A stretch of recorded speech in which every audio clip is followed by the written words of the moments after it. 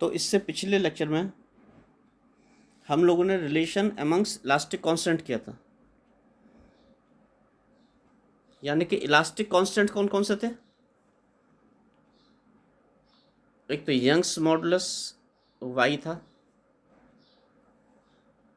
एक bulk modulus के था, और एक मॉडुलस ऑफ रिजिडिटी ईटा था। तो इन सब में हमने रिलेशन सेटअप किया था वाई के और ईटा में। तो उसमें हमें दो इक्वेशन मिली थी, आप पुराना लेक्चर देखिएगा। हमें दो इक्वेशन मिली थी, एक इक्वेशन नंबर 1 to 4 तक 4 इक्वेशन मिली थी।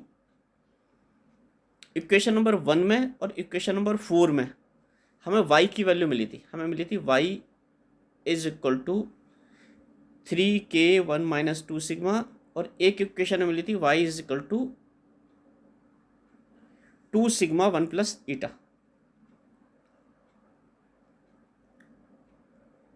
One plus sigma, two eta 1 plus sigma.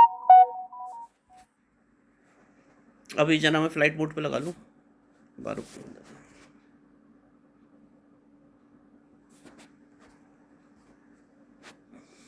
तो इक्वेशन नंबर 1 और 4 पिछले लेक्चर की हम इक्वेट कर रहे हैं और उससे y की वैल्यू बराबर रख रहे हैं। जब y की वैल्यू बराबर रखेंगे तो ये आ जाएगा इक्वेशन, क्योंकि इक्वेशन नंबर 1 में एक में y की वैल्यू ये है और दूसरे में y की वैल्यू ये है। y माने यंग्स मॉडुलस की, दोनों की वैल्यू ये है। तो दोनों को हमने इक्वेट कर दिया। अब ये यहाँ पे आपको ध्यान है, यहाँ पे आपको पता होना चाहिए कि जो बल्क मॉडुलस है के और ईटा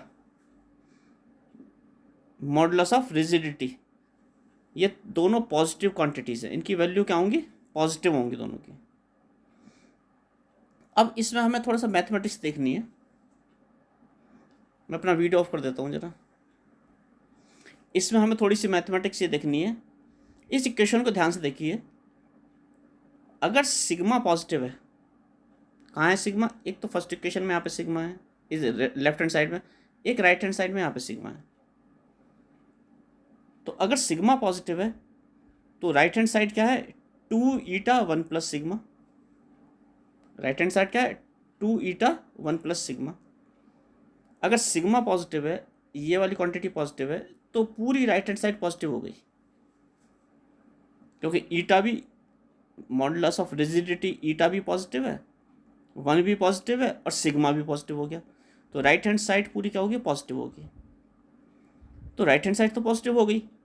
अगर लेफ्ट हैंड साइड की वैल्यू पॉजिटिव आए, पॉजिटिव हो, तो किस केस में हो सकती है लेफ्ट हैंड साइड की वैल्यू पॉजिटिव?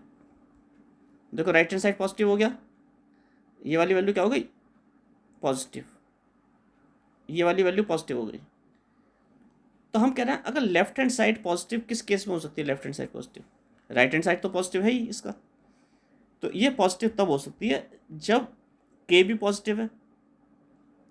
केवल क्या है? 1 - 2 सिग्मा की वैल्यू अगर पॉजिटिव हो तो सब कुछ पॉजिटिव हो जाएगा।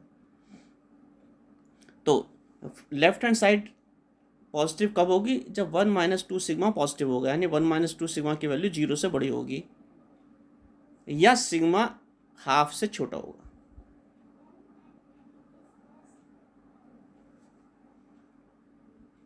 ठीक है, ये आ गया। सिग्मा की वैल्यू क्या होगी? हाफ से कम होगी। अब दूसरा केस लेते हैं। पहले केस में आपने क्या लिया था? सिग्मा क्या? If sigma is positive. दूसरे केस में, second case, if sigma is negative. जब सिग्मा नेगेटिव होगा तो आप लेफ्ट हैंड साइड देखिए। व्हेन सिग्मा इज नेगेटिव, तो इसकी ये नेगेटिव हो गया तो ये वाली क्वांटिटी पॉजिटिव हो जाएगी माइनस साइन के साथ, तो ये पूरा पॉजिटिव हो जाएगा। व्हेन सिग्मा इज नेगेटिव तो 1 - 2 सिग्मा पॉजिटिव हो जाएगा, और 1 - 2 सिग्मा पॉजिटिव है तो के तो पॉजिटिव है ही, तो लेफ्ट हैंड साइड पूरी पॉजिटिव हो गई। तो when sigma is negative left hand side will be positive. और जब लेफ्ट हैंड साइड पॉजिटिव हो गई तो राइट हैंड साइड पॉजिटिव कब होगी?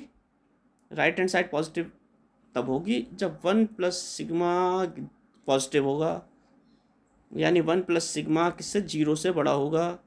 1 प्लस सिग्मा 0 से बड़ा होगा, इसका मतलब सिग्मा -1 से बड़ा होगा। सिग्मा को ले जाओ किधर? सिग्मा को लेफ्ट साइड में ही रोक लो, 1 को उधर ले जाओ राइट में, तो -1 हो जाएगा। तो सिग्मा की वैल्यू किससे बड़ी होगी? -1 से।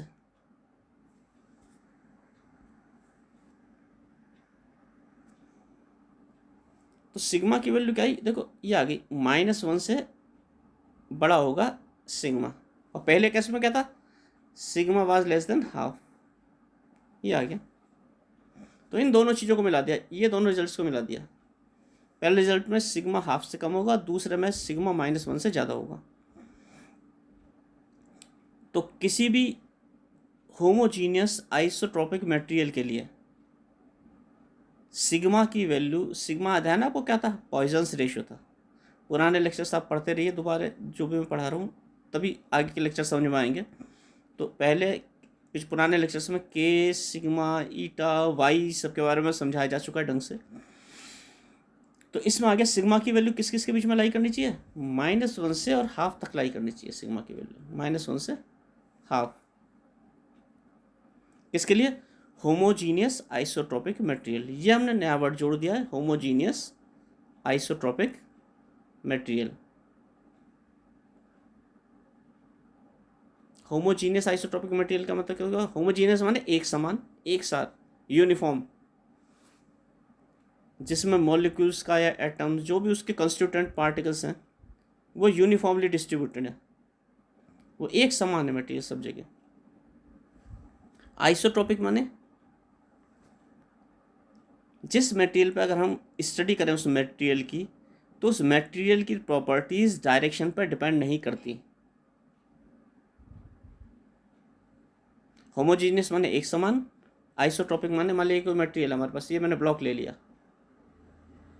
तो अगर मैं इस डायरेक्शन में स्टडी कर रहा हूँ लाइट की, या इस डायरेक्शन में स्कैटरिंग की, या लाइट स्कैटरिंग की स्टडी में किसी भी डायरेक्शन में करूँ, तो सारे डायरेक्शंस में लाइट स्कैटरिंग की स्टडी सेम रिजल्ट देगी। यानी कि इसमें की गई स्टडी किसी जिस मटेरियल में की गई स्टडी डायरेक्शन पर डिपेंड नहीं करती, वो आइसोट्रोपिक मटेरियल कहलाता है। तो होमोजीनियस आइसोट्रोपिक मटेरियल ही हम एग्जाम्पल में मानते हैं। हम ऐसा नहीं लेंगे इनहोमोजीनियस मटेरियल ले लिया, या कोई ऐसा मटेरियल जो एक समान नहीं है। हम जब भी कोई स्टडी करेंगे किसी भी चीज़ की, तो मानते हैं कि हमने जो मटेरियल लिया है वो होमोजीनियस होगा, एक समान होगा, उसके अंदर सब, उसके अंदर का सारा क्या होगा, मटेरियल का होगा, बिल्कुल एक समान डिस्ट्रीब्यूशन होगा उसका, और वो आइसोट्रोपिक होगा। तो उसमें किया गया अध्ययन जो है वो किस पे डिपेंड नहीं करता, डायरेक्शन पे डिपेंड नहीं करते, सब जगह एक सही रिजल्ट मिलेगा हर डायरेक्शन में। तो -1 और 0.5 के बीच में वैल्यू लाई करेगी किसकी? पॉइजन्स रेशियो की। जनरली पॉइजन्स रेशियो की वैल्यू नेगेटिव नहीं होती है, इसलिए 0 एंड 0.5 के बीच में लाई करेगी। थ्योरेटिकली आ गई -1 से 0.5, लेकिन एक्सपेरिमेंटली 0 से 0.5 के बीच में लाई करती है पॉइजन्स रेशियो की वैल्यू। तो हम नेक्स्ट इस पे चलते हैं। अब आते हैं स्ट्रेचिंग ऑफ वायर पे। ये आपको चित्र दिख रहा है, यहाँ पे मैंने बना रखा है। इस चित्र को मैं एनलार्ज कर देता हूँ।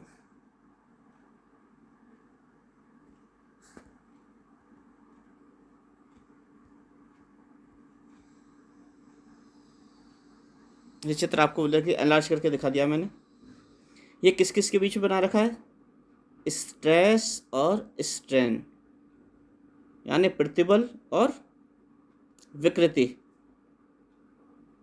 और किसके लिए दिखा रखा है? ये देखो, stretching of a wire with load, यहाँ पढ़ो, stretching of a wire with load, यानी एक वायर है जिसमें हम लोड माने भार लटका रहे हैं और उसे खींच रहे हैं वायर को। यहाँ ये बात ध्यान रखने की है कि हम वायर को कितना खींचेंगे। पहले शुरू में इलास्टिक लिमिट में, तो हम एक वायर है उस पर हम लोड लटका दिया, नीचे भार लटका दिया, और धीरे धीरे भार बढ़ा रहे हैं, धीरे धीरे धीरे धीरे हम उसका भार बढ़ा रहे हैं। तो वायर खिंचेगा, पहले थोड़ा सा खिंचेगा, फिर और खिंचेगा, फिर और खिंचेगा, इस तरह से। यानी कि हम स्ट्रेस बढ़ा रहे हैं। देखो, स्ट्रेस माने क्या होता है? Force per unit area. तो जो हम वायर पे फोर्स लगा रहे हैं, इसे थोड़ा छोटा कर लेते हैं। ये वायर था, ये पतला सा वायर है, ये मैंने थोड़ा टेढ़ा बना दिया, इस पे सीधा बना लेते हैं, चलो ऐसे सीधा सा है वर्टिकल है, ये वायर है यहाँ पे, और इस पे हमने क्या लटका दिया, यहाँ पे वेट लटका दिया, कितना mg, और ये ऊपर हिंज पे फिक्स है यहाँ पे। ऐसे एक वायर, इस पे हम लोड बढ़ा रहे हैं mg, पहले एम सपोज पहले था एम 100 ग्राम 100 ग्राम्स, फिर 200 ग्राम्स कर दिया, फिर 300 ग्राम्स कर दिया। तो इस तरह से हम एम की वैल्यू बढ़ा रहे हैं, और यही क्या है, स्ट्रेस, यही फोर्स है इस पर लगी हुई। फोर्स कहाँ लग रही है, नीचे की तरफ लग रही है। फोर्स कितनी लग रही है, F=mg, नीचे की तरफ फोर्स लग रही है इस पर।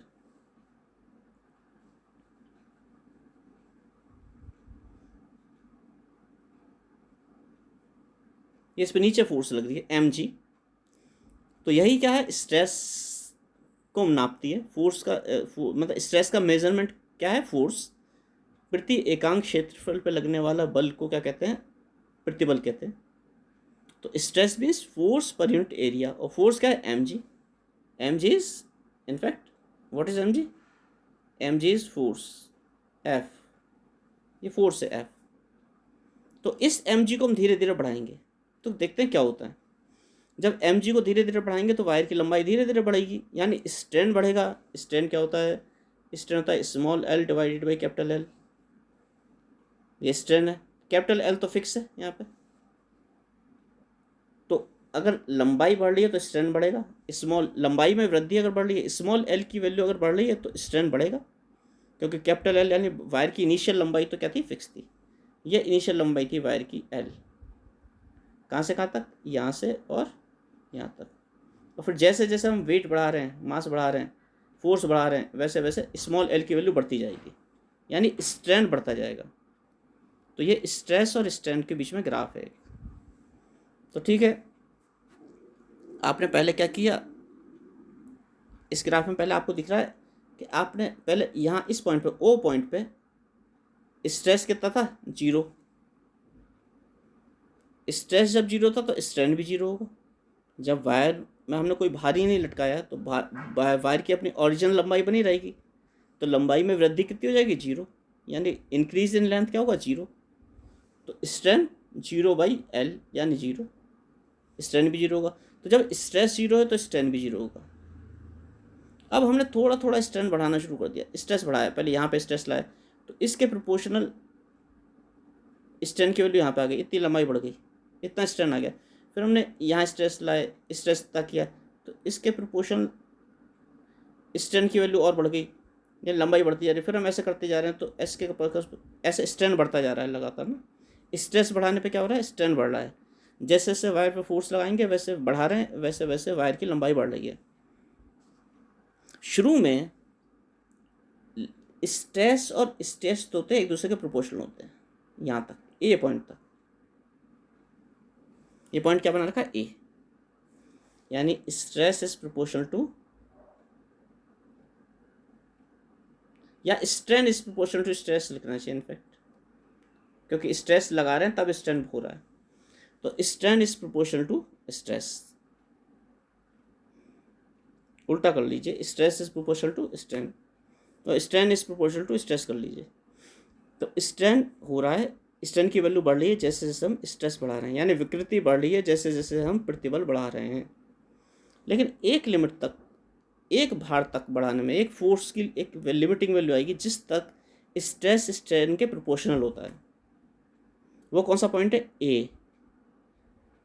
उस ए पॉइंट को क्या कहते हैं, उस ए पॉइंट को कहते हैं प्रोपोर्शनलिटी लिमिट एरी, यानी इससे परपेंडिकुलर डाल लो स्ट्रेस पे, तो ये वैल्यू स्ट्रेस की 0 से लेके ये वैल्यू, यहाँ से लेके यहाँ तक की वैल्यू जो स्ट्रेस की होगी, यानी फोर्स की, फोर्स पर यूनिट एरिया की ये वैल्यू जो है, इतनी वैल्यू अगर रहेगी मैक्सिमम, तो जो होगा स्ट्रेन जो होगा स्ट्रेस के प्रोपोर्शनल होगा। और 0 से ओ से ए पॉइंट तक अगर हम किसी भी पॉइंट पर स्ट्रेस को हटा दें, यानी फोर्स जो लगा रखा है उसे हटा दें, हमने फोर्स क्या लगाया था, mg, हमने ये वायर था और इस पर क्या फोर्स लगा रखा था नीचे, mg। तो अगर हमने इस mg को हटा दिया और वायर थोड़ा सा खिंच गया था, यहाँ तक आ गया था सपोज, खिंच के यहाँ पे, तो वायर जो है वापस लौट जाता है अपनी पोजीशन में, इनिशियल पोजीशन में। तो after the removal of stress up to point A the wire returns to its original shape and size. यानी आपने सपोज आपने 100 ग्राम मांस लटकाया था, तो वायर थोड़ा सा लंबाई में परिवर्तन हो गया, वायर की बढ़ गई। फिर आपने 200 ग्राम किया, वायर की लंबाई और थोड़ी सी बढ़ गई। फिर आपने 300 ग्राम किया, वायर की लंबाई और बढ़ गई। 400 ग्राम किया और बढ़ गई। 500 ग्राम किया और बढ़ गई। लेकिन वो लंबाई में वृद्धि थी वो स्ट्रेस के प्रोपोर्शन थी हमेशा। तो 500 ग्राम तक सपोज स्ट्रेन जो था स्ट्रेस के प्रोपोर्शन रहा, और जैसे ही आपने 600 ग्राम किया तो लंबाई में वृद्धि तो हुई, लेकिन वो लंबाई में हुई वृद्धि बढ़ाए गए भार के प्रोपोर्शनल नहीं थी, अनुक्रमानुपाती नहीं रही। वो रीजन आएगा ए से आगे का। देखो कर्व हो गई, हल्का सा घूम गया, यहाँ पे स्ट्रेट लाइन नहीं है। इसका मतलब ए से बी तक जो है वो स्ट्रेस और स्ट्रेन प्रोपोर्शनल नहीं है एक दूसरे के। कहाँ से कहाँ तक? आप इस स्ट्रेस के करस्पॉन्डिंग ये बढ़ा रहे हैं, ये इस फोर्स के करस्पॉन्डिंग। तो वायर में स्ट्रेस स्ट्रेन किसके प्रोपोर्शन था? स्ट्रेस। और जैसे ही फोर्स की वाली वैल्यू बढ़ी, यहाँ पहुंची फोर्स की वैल्यू, ये जो वर्टिकल एक्सेस स्ट्रेस वाली दिखा रखी, स्ट्रेस वाली दिखा रखी, फोर्स की वैल्यू जब तक ये थी, ये वाली यहाँ से मैं लाइन खींच दी, इतनी थी, तब तक तो स्ट्रेन स्ट्रेस के प्रोपोर्शन था। और जैसी फोर्स की वैल्यू यहाँ से यहाँ बढ़ी, ऊपर तक गई, तो स्ट्रेन स्ट्रेस के प्रोपोर्शनल नहीं था। स्ट्रेन ज़्यादा था, स्ट्रेस कम था। यानी कम स्ट्रेस बढ़ाने पे ज़्यादा स्ट्रेन हो गया। जैसे सपोज आप पहले 100 ग्राम आपने वेट लगा रहा था और वायर की लंबाई 1 mm बढ़ गई। फिर आपने 100 ग्राम और बढ़ाया तो 200 ग्राम वेट हो गया उस पर, तो वायर की लंबाई कितनी बढ़ेगी? टोटल 2 mm बढ़ गई, यानी 1 mm और बढ़ गई। फिर आपने 100 ग्राम और बढ़ाया तो वायर की लंबाई फिर 1 mm बढ़ गई। फिर आपने 100 ग्राम और बढ़ाया, फिर वायर की लंबाई फिर 1 mm बढ़ गई। ए पॉइंट तक ऐसी होता रहा। यानी वायर की लंबाई किसके प्रोपोर्शनलिटी में बढ़ती गई? लगाई गई फोर्स के प्रोपोर्शनलिटी बढ़ती गई ए पॉइंट तक। लेकिन ए पॉइंट के बाद ये सपोज 500 ग्राम पहुंच गए थे हम यहाँ पे, सपोज 500 ग्राम पहुंच गए थे इस पॉइंट पे। फिर जैसे आपने 600 ग्राम किया तो हो सकता है 600 ग्राम में 1 mm ना बढ़ के 1.2 mm बढ़ जाए, तो वो प्रोपोर्शनलिटी ख़त्म हो गई। फिर आपने 100 ग्राम किया और बढ़ाया, यानी 700 ग्राम किया, तो वो 1.2 से सपोज 1.5 हो गई mm, तो प्रोपोर्शनलिटी ख़त्म हो गई। जो 0.1 वो जो 1 mm बढ़ रही थी, अब वो क्या बढ़ने लगी? 1 mm से ज़्यादा बढ़ने लगी, तो प्रोपोर्शनलिटी ख़त्म हो गई ए से बी तक। तो ए से बी तक वो रीजन है जिसमें स्ट्रेन स्ट्रेस के प्रोपोर्शनल नहीं होता लोड बढ़ाने पे। लेकिन ए से बी तक भी अगर किसी भी कंडीशन में आप लोड को हटा दें तो वायर अपनी ओरिजिनल पोजीशन में वापस आ जाता है। ये लिखा हुआ है यहाँ पे साफ, देखो मैं दिखाता हूँ। ये लिखा है up to a linear proportionality between stress and strain. After removal of stress the wire completely returns to its original shape and size. A तक की बात करें, ए तक स्ट्रेन स्ट्रेस के प्रोपोर्शन है ए तक, और वायर इसे हटाने पे किसी भी समय पर अगर आप स्ट्रेस हटा दें तो वायर अपनी ओरिजिनल शेप और साइज में वापस आ जाता है। ए टू बी अब बी तक पहुंच गए हम, आगे बी तक पहुंच गए। यहाँ पे ए टू बी क्या है? स्ट्रेन स्ट्रेस के प्रोपोर्शनल तो है, लीनियर प्रोपोर्शनलिटी नहीं है। लेकिन लीनियर प्रोपोर्शनलिटी नहीं है, लीनियर प्रोपोर्शनलिटी तो खत्म हो गई, लेकिन वायर जो है अपनी ओरिजिनल पोजीशन में वापस आ जाता है अगर हम स्ट्रेन ए और बी के बीच में भी स्ट्रेस हटा दें तो।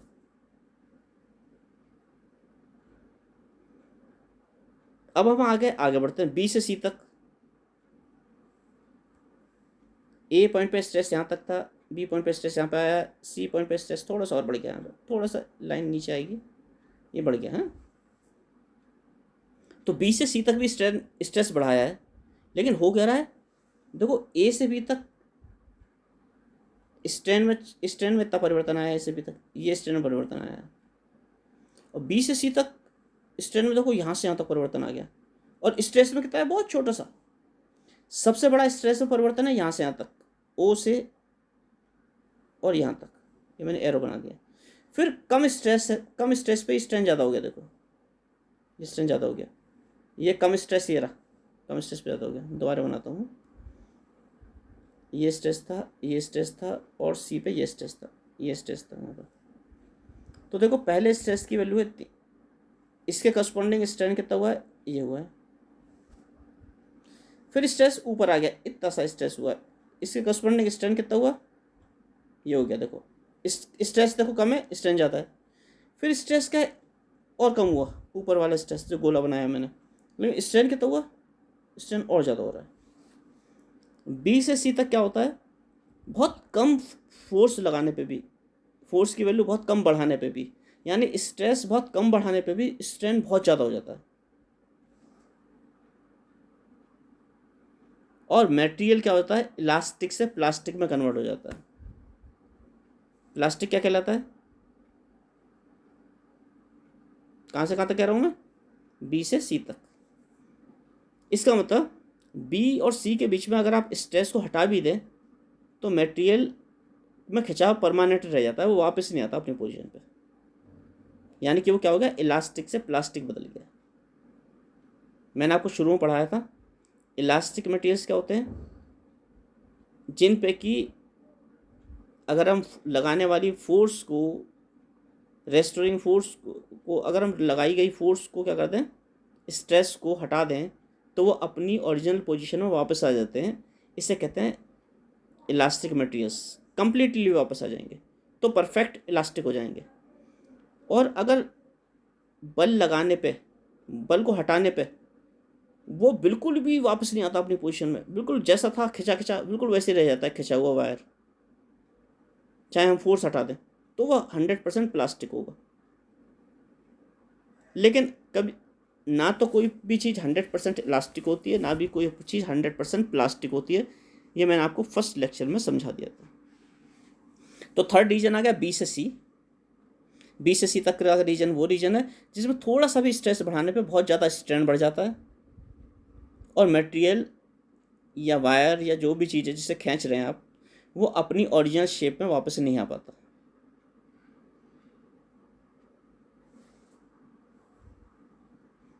यानी क्या हो जाता है, वो इलास्टिक से प्लास्टिक आ जाता है, वो परमानेंट डिफॉर्मेशन हो जाती है उसमें। ये लिखा है देखो, डिफॉर्म्स परमानेंटली, डिफॉर्म्स परमानेंटली। ये कहाँ तक है, बी से सी तक। अब अगले पॉइंट पे आते हैं सी टू डी। सी टू में डी में आपको दिख रहा है, देखो नीचे को आ गया ये। सी टू डी में देखो स्ट्रेस मैक्सिमम तक पहुंच गया था, अब स्ट्रेस कम कर दिया है आपने सी के बाद, और स्ट्रेस कम कर दिया, लेकिन तब भी देखो स्ट्रेन बढ़ता जा रहा है। स्ट्रेन यहाँ तक था पहले सी पे, और डी पे कहाँ गया, ये आ गया। स्ट्रेन देखो इतना बढ़ गया, स्ट्रेस कम कर रहे हैं आप लगातार। सी पे इतना स्ट्रेस था, ऊपर वाली लाइन थी, डी पे और कम कर दिया, वो इस पे नीचे, और डी पे और कम कर दिया। स्ट्रेस की वैल्यू तो कम होती जा रही है, लेकिन स्ट्रेन बढ़ता जा रहा है। तो एक पॉइंट सी ऐसा आता है, लोड बढ़ाते बढ़ाते बढ़ाते बढ़ाते सी तक, तो अगर आप लोड को हटा दें तो वायर की लंबाई रुक जाती है, वायर वहीं का वहीं रह जाता है रुका हुआ। लेकिन सी से आगे आप ज़रा सा भी लोड बढ़ाएंगे, स्ट्रेस, या सी के बाद सी तक आपका स्ट्रेस पहुंच गया बढ़ेगा, तो आप स्ट्रेस हटा भी देंगे तब भी वायर खिंचता जाएगा लगातार, और वो पतला होता जाएगा। आपका स्ट्रेस हटाने के बाद भी पतला होता जाएगा, और डी पे आकर टूट जाएगा।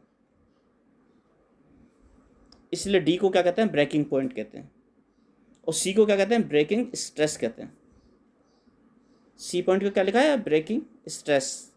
यानी यहाँ पे बस इससे ज़्यादा अगर स्ट्रेस जरा सी भी बढ़ी, ये लिमिट है, तो वायर टूटना पक्का है उसका, वो टूट जाएगा, पतला होता जाएगा, टूट जाएगा, चाहे आप वेट फिर हटा लो एकदम।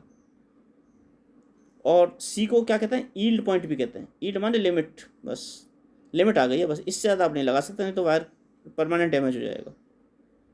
बी को मैंने बता दिया था, इलास्टिक लिमिट कहते हैं बी को, क्योंकि यहाँ पे आके इलास्टिक लिमिट ख़त्म हो जाती है।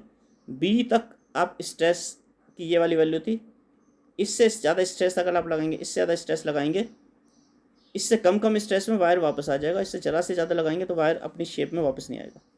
और ए क्या था, प्रोपोर्शनलिटी लिमिट। तो ए पॉइंट था प्रोपोर्शनलिटी लिमिट, बी था इलास्टिक लिमिट, सी था यील्ड पॉइंट जिसे ब्रेकिंग स्ट्रेस भी कहते हैं, और डी था ब्रेकिंग पॉइंट, इस पे आके वायर टूट जाता है।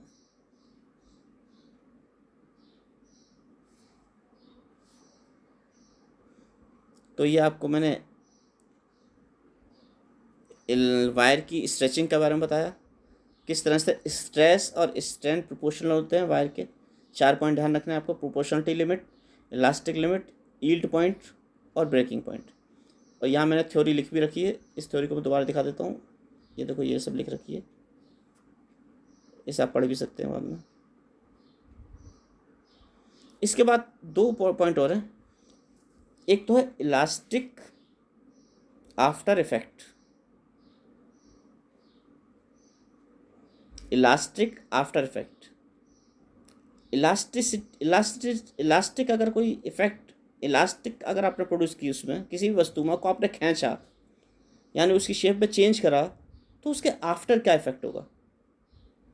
तो इलास्टिक आफ्टर इफेक्ट जो टर्म है, वो कोई भी वस्तु जिस पर डिफॉर्मिंग फोर्स लगाई गई है, उसकी शेप और साइज़ को बदलने के लिए अगर हम उस पर कोई बल लगाते हैं, तो उस बल को हटाने के बाद वो वस्तु जितने समय में अपनी ओरिजिनल पोजीशन में वापस आती है, उसे इलास्टिक आफ्टर इफेक्ट कहते हैं। क्या बताया, किसी वस्तु पर आपने बल लगाया उसकी शेप और साइज़ को बदलने के लिए, तो वो उसके अपोज करेगी, उसमें इलास्टिसिटी प्रोड्यूस है, उसका इलास्टिसिटी एक उसकी प्रॉपर्टी है, तो उसका अपोज करेगी। जैसे आप फोर्स हटा देंगे तो वो अपनी ओरिजिनल पोजीशन में, मूल अवस्था में वापस आ जाएगी खिंच के। लेकिन इसमें मूल अवस्था में वापस आने में कुछ ना कुछ समय तो लगेगा उसे। वो जो डिले होता है, वो जो समय लगता है, वो इलास्टिक आफ्टर इफेक्ट कहता है, इलास्टिक आफ्टर इफेक्ट कहलाता है। जो आपके गैल्वेनोमीटर्स होते हैं, उनमें गैल्वेनोमीटर्स में क्वार्ट्ज और फॉस्फर ब्रॉन्ज की स्प्रिंग टाइप होते हैं, सस्पेंशन स्प्रिंग्स होती हैं, समझ लीजिए सस्पेंशन होते हैं जैसे स्प्रिंग में लटी होती है। तो क्या होता है, जैसे इन्हें खींच, इन पे कोई मैग्नेटिक या कुछ किसी तरह की फोर्स लगाई जाती है, तो खिंचता है, फोर्स से स्प्रिंग खिंचता है। और जैसे ही आप फोर्स हटाते हैं इस पर खींचने वाली स्प्रिंग पे, सस्पेंशन माने एक kind of suspension, spring type spring. जैसे आप कोई स्प्रिंग वाले कोई कुशन नहीं होता, जैसे गद्दे होते हैं जिन पे आप बैठते हैं तो ऐसे ऐसे हिलने लगते हैं ऊपर नीचे।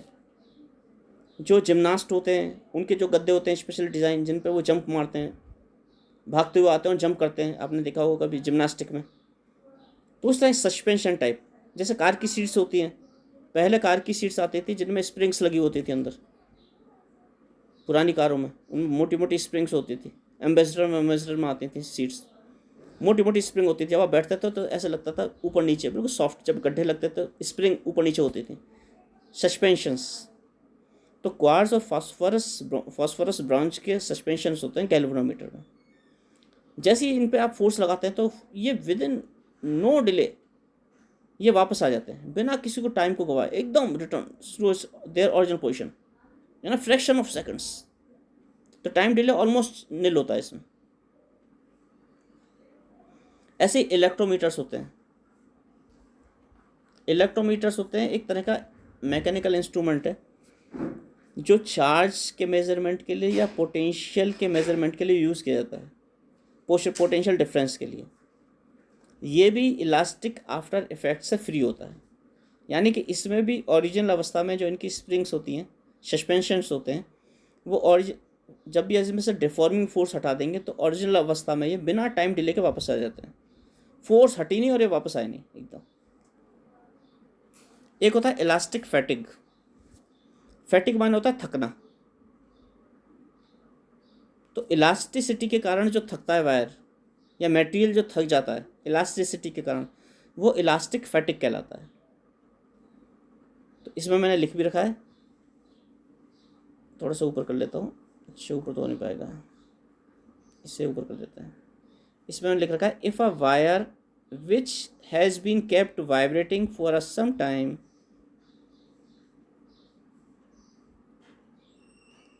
made to vibrate again, its vibrations die away more quickly. क्या लिखा है? If a wire which has been kept vibrating for some time made to vibrate again, its vibration die away more quickly. यानी कि कोई wire को आपने इसमें vibration पे कर रखा है, उसे वायर को लगा रखा है, जैसे स्प्रिंग ही आप उसे ऊपर नीचे ऐसे हिला रहे हैं, लगातार लगातार लगातार काफ़ी देर से हिला रहे हैं, और वो जैसे रुकी आपने फिर उसे हिला दिया। तो पहले स्प्रिंग को आपने हिलाते रहे, उसका टाइम पीरियड नोट करते रहे, स्प्रिंग का ऊपर नीचे जाने का टाइम पीरियड नोट करते रहे 1 घंटे तक आप हिलाते रहिए। और आपने फिर क्या किया, वो जैसे रुकी उसे फ्रैक्शन ऑफ सेकंड में दोबारा खींच के छोड़ दिया। तो पहली बार खींच के छोड़ने में सेम अमाउंट से खींच के छोड़ दिया, तो जो शुरू में आप खींच के छोड़ेंगे ना स्प्रिंग को, वो सपोज उसे पूरा रुकने में ऊपर नीचे जा रही है, जाते जाते उसके एम्पलीट्यूड कम होता जा रहा है, धीरे धीरे धीरे कर कर रुक जाती है। सपोज वो पहली बार में 10 मिनट में रुकी, तो जैसे वो रुकी आपने फिर खींच के छोड़ दिया, तो दूसरी बार में क्या करेगी, वो थोड़ा सा जल्दी रुक जाएगी, यानी 9.9 सेकंड में रुक सकती है। मैं एक एग्जांपल ले रहा हूँ, ये कोई टाइम ऐसा फिक्स नहीं होता। फिर उसके बाद जैसे वो रुकने को आपने फिर उसे खींच के छोड़ दिया, तो हो सकता है वो 9.8 सेकंड में रुक जाए। इसका मतलब उसके वाइब्रेशंस जो हो रहे हैं, अब जो क्रिएट कर रहे हैं आप, वो थक चुकी है, उसके वाइब्रेशंस जो हो रहे हैं वो जल्दी डाई हो रहे हैं, जबकि आपने सेम अमाउंट से उसे खींच के छोड़ना है आप उसे बार बार। तो वो स्प्रिंग भी थक गई है एक तरह से। तो उसके लिए क्या है, आप उसे क्या करते हैं, स्प्रिंग को रेस्ट दे दीजिए प्रॉपर, कुछ समय के लिए उसे रेस्ट दे दीजिए। उसके बाद उसे फिर खींचिए, छोड़िए, तो स्प्रिंग फिर वो 10 मिनट में रुकेगी एग्जैक्टली। तो if the wire is allowed to rest for some time, fatigue is removed. तो वायर को अगर प्रॉपर रेस्ट दे दिया जाए तो उसका फैटिग क्या होगा, रिमूव हो जाता है। तो इसके बाद का आगे का नेक्स्ट लेक्चर में पढ़ाया जाएगा आपको। इस लेक्चर को यहीं ख़त्म करते हैं।